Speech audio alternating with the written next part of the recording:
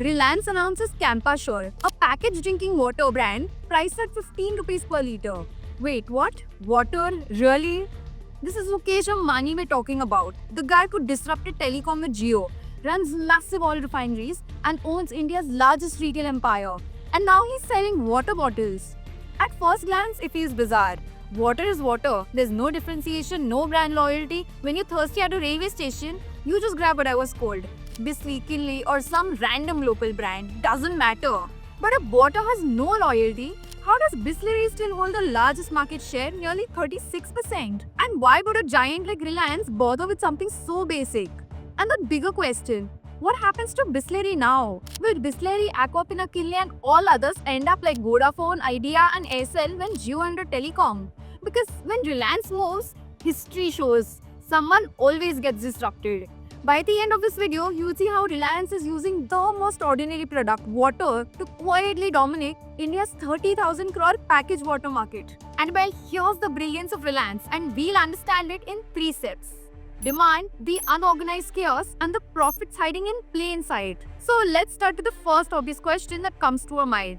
Why would a giant like Reliance get into the packaged water market? It looks so weird and plain, and water as such doesn't have any differentiator. At the end of the day, water is just water, right? Sounds boring until you realize the packaged water market in India is worth 30,000 crore and still growing at 10.3% every year. Let's understand why this market will keep growing year after year. See, in India, the population is increasing every year. Urbanization is also increasing. More people moving to cities, per capita income is rising, which means disposable income is also going up. And after COVID, people have started getting more conscious about their health. That's the reason the consumption overall will keep increasing. Plus, the water quality in Indian cities is terrible. So the demand for packaged drinking water isn't just growing, it's guaranteed for the next decade. Next is the unorganized market chaos. Now this is where it gets really interesting. I'm sure you've seen those cheap copies of Bisleri at railway stations or random shops. Slightly off labels, weird spelling mistakes, and you still buy it when you're thirsty, right? Why? Because if you are thirsty, you don't care about the brand. You just need good water. And that's the reason, guys, water is one of the most unorganized markets in India. 70% of this market is unorganized. There are local players, small bottlers, many without proper licenses, some directly making counterfeit products or big brands. Now let's look at the organized side. Bisleri is the market leader with 36% market share. Then comes Coca-Cola Kinley with 20%, PepsiCo's Aquafina with 15%, Bailey with 10% and Railneer with 10%. Did you just notice that? All the big players, including PepsiCo and Coca-Cola, are already trying to capture this market. That should tell you something. If the giants are interested, there is some serious money here. And talking about money, let's talk about the third segment, the profits and the margins. Because this is where the mag becomes crystal clear. For this, let's take a reference from a report created by the MSME Department of India. Here is the exact cost of producing 1 liter of bottled drinking water. Cap cost is 50 paise, bottle cost is 2.5 to 3 rupees, treatment cost is 25 to 50 paise, label cost 25 to 50 paise, carton cost 1 rupee, transportation cost 25 to 50 paise and other charges 50 paise. Total cost comes to around 5 to 6 rupees. Now they assume the selling cost by the manufacturer is 8 rupees per bottle. But in reality, we get it as the end product at 20 rupees including GST. From that, there's around 20 to 30% margin for the retailer and around 10% for the distributor. So it's clear that packaged drinking water has healthy margins. 25 to 30% at the gross level, and after marketing, branding and team expenses, you're looking at around 10 to 15% net profit. For context, carbonated drinks have slimmer margins, around 8 to 12% net. Why? Because with water, there's no added ingredient cost. It's just filtration, bottling and distribution. But with soft drinks, there's a whole ingredient cost for flavors, sugar and carbonation. Now you might ask, if margins are this good, why is 70% of markets still captured by unorganized players? Here's why.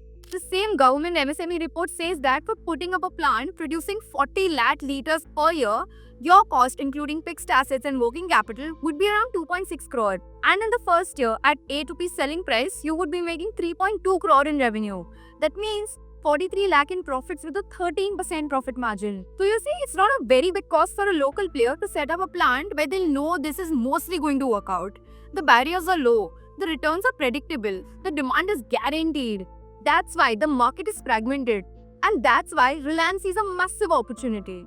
Okay, so now we know there's demand, the market is chaotic, the margins are decent, but there is still one huge hidden advantage Reliance has that changes the entire game.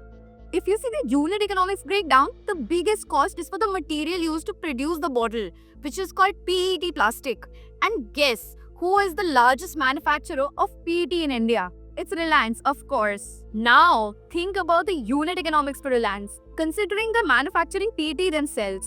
But Bisleri, Kinley and Alcofinam buy PET bottles at the market rate of 2.5 to 3 rupees per litre. Reliance produces them in-house. That means instead of paying an external supplier, they simply transfer the bottles internally between their own divisions at a much lower cost, maybe around 1.5 to 2 rupees per litre. So when competitors are spending 6 rupees to produce a litre of water, Reliance is spending 4 to 5 rupees. That's 1 to 2 rupees per litre cost advantage. Now, while other brands are selling at 20 rupees per litre, Reliance is coming in at 15 rupees, a straight 25% undercut. If other brands try to match that 15 rupees price, their margin collapse instantly. They go from making 4 rupees per bottle to breaking even or worse, losing money. So now we know why this is a vertical integration masterclass. Even if we take the total packaged water market at around 30,000 crore and assume Reliance grabs just 10%, that's roughly 3,000 crore. So now we know Reliance is eyeing the 30,000 crore packaged water market with massive structural advantages already in place. And this came to my mind when I first thought about this brand's pricing. Do you really care about price you get water? I mean, yes, if you're buying water in bulk or buying as a business owner for a cafe, restaurant or something, it'll be a 5 rupee per litre saving for you. That adds up fast. But if you are thirsty or buying a water bottle from your nearby shop, you'll just ask for water, pay for it and take it. And usually we drink water first and then ask kitna hua. We're not particular about pricing when we're buying just one bottle. So if individual retail consumers don't really care about the 5 rupee difference, how does Reliance win? Look, in FMCG, what really matters is your distribution. If your product is on the shelf, it will be sold. And the reason Bisleri leads the market with a 36% share is simple. Distribution. Sure, brand equity plays a role, but the real power lies in how deep the distribution goes. So the question is, how do you get distribution? It totally depends on your relationship with distributors and the retailers.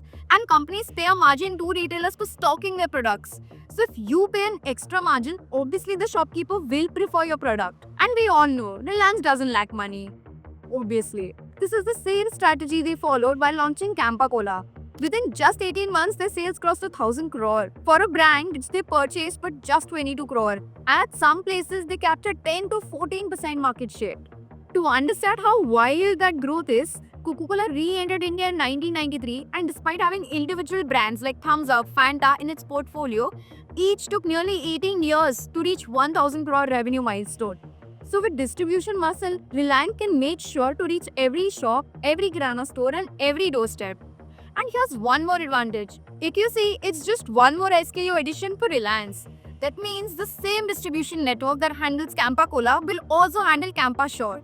Same distributor, more SKUs, more revenue and even more negotiation power on margins. Even Kinley is by PepsiCo and Aquafina is by Coca-Cola, and they use the same strategy, launching water bottles along with their cold drinks to maximize distribution efficiency. Other than that, Reliance already has a big distribution network from Reliance Retail, Reliance Smart Bazaar and JioMart. For context, Reliance Retail has 19,821 stores across 7,000 towns. Again, that's guaranteed shelf space and instant placement. So now you see the full picture. Massive demand, scattered market, healthy margins, cost advantage through PET manufacturing, aggressive pricing, and a distribution muscle that no competitor can match. Which brings us to the final question. In 2016, Jio gave India free data and changed how we consume the internet. In 2025, Campa Shore costs 15 rupees and might change how we consume water. The pattern is identical. Enter with the necessity, price it aggressively, control the distribution, scale it everywhere. So what do you think? Do Reliance dominate water the way they dominated telecom, or will Bisleri find a way to fight back? Tell me your thoughts in the comments below and subscribe to Level Up with Hiral for more such interesting deep dives. I will see you next week. Ciao for now.